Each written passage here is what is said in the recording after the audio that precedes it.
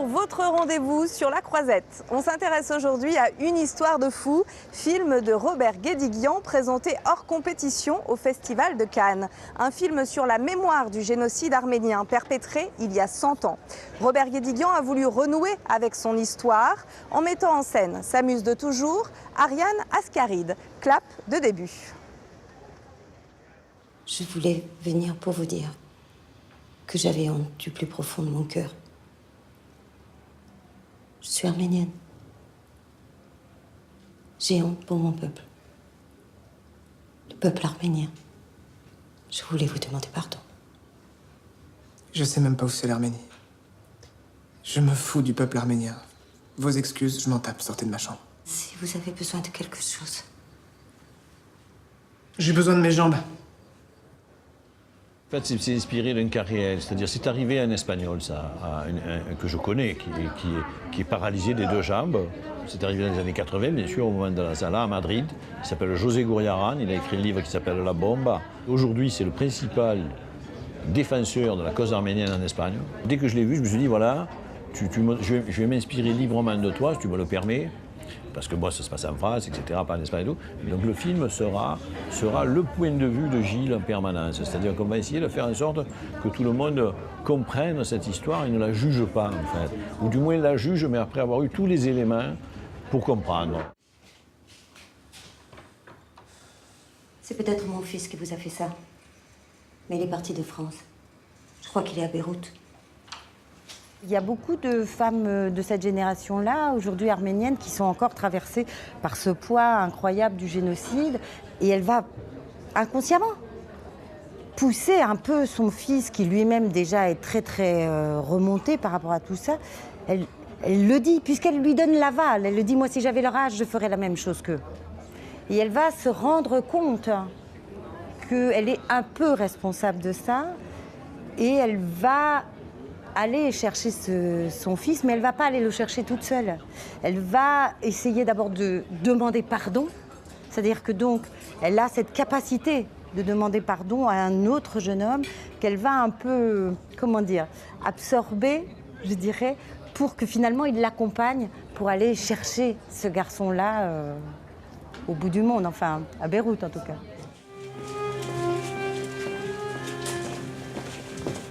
Pourquoi t'es pas parti avec lui?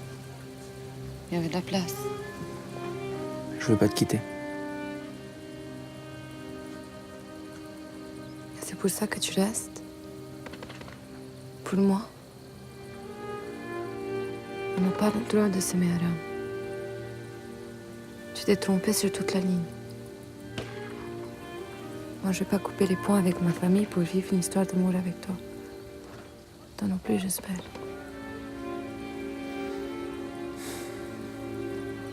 Vrai, j'ai en train de devenir fou.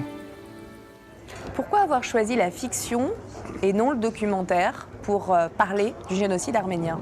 Je crois que la fiction, c'est plus puissant, en fait, comme moyen de parler des choses, parce que, si vous voulez, le vecteur, c'est l'émotion, en fait. Et je crois que par l'émotion, les connaissances que l'on acquiert grâce à une émotion sont des connaissances plus profondes, qui durent beaucoup plus longtemps, que n'oublie plus jamais.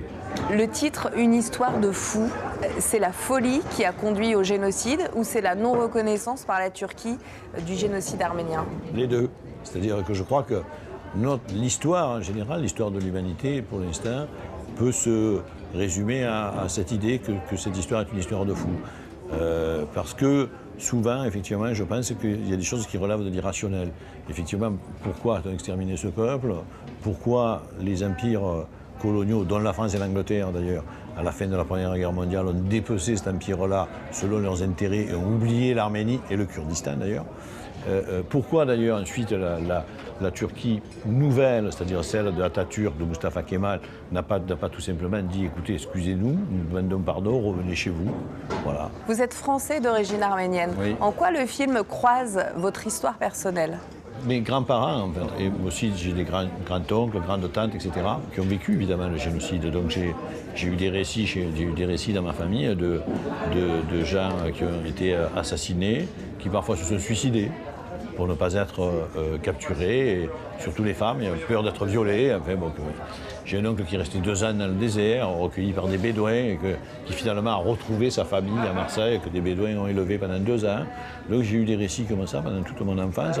Et puis il y a quelque chose, vous savez, de physique et de sensuel. C'est-à-dire que je me souviens très très bien de ma grand-mère.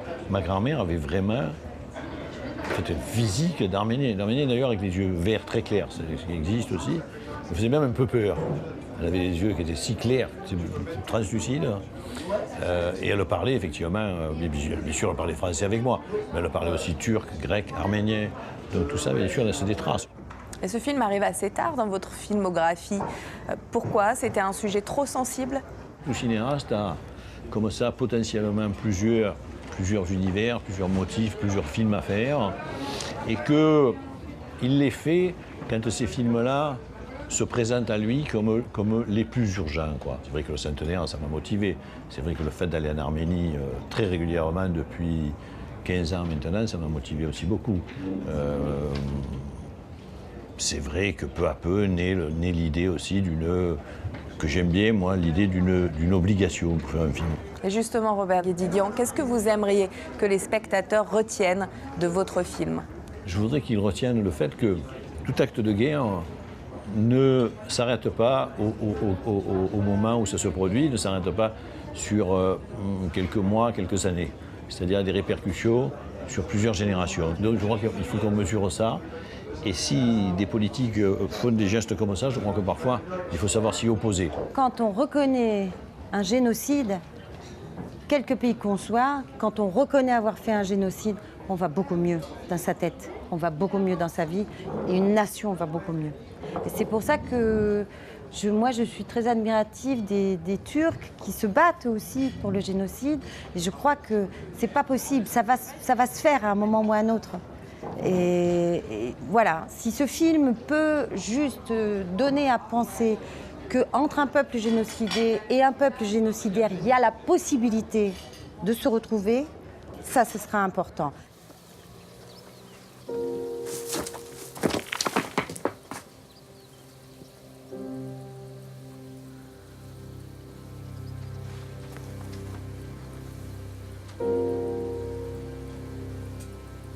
J'aime trop la vie arabe. Moi, ça fait longtemps que je suis morte.